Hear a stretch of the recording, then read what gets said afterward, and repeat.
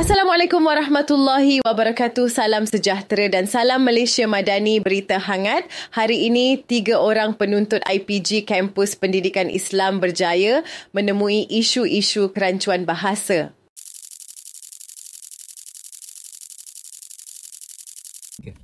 Hai, Assalamualaikum warahmatullahi wabarakatuh. Selamat datang ke vlog saya. Vlog saya? Vlog kita lah. Kita dalam kereta ni kita nak pergi mana ni, Alif? Tak tahu. Kita akan laksanakan misi jejak bahasa. Jejak bahasa? Dekat mana ya? Kita akan pergi ke seksyen 6, 7, 8 di Bandar Baru Bangi.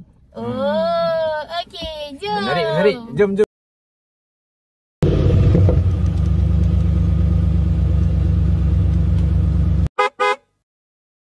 Kerancuan bahasa bukanlah isu baharu dalam kalangan masyarakat kita.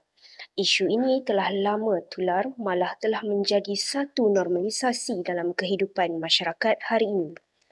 Penggunaan bahasa asing secara melampau, campur aduk istilah tanpa tapisan dan semua ini secara tidak sedar menghakis identiti serta martabat bahasa Melayu yang kita warisi sejak sekian lama.